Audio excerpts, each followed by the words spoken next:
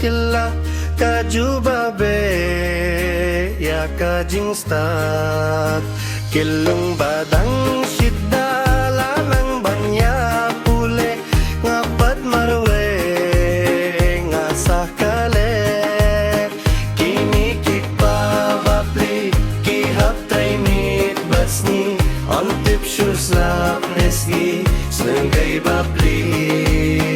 kia dutya dudem jabing lakum bamthei onda by school ban siulade kataru don ki khun jabing lakum dolun ban pule ba kim treser tia jing kik pa kim jupir khat shisha kaspat ka pheu shuping sarwa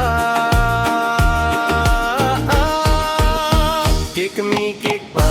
bapli ki hap trainit batsi on tip shoes lap neski sengai bapli ki ado tia du dem jabing lakum ban thei on da by school ban siulade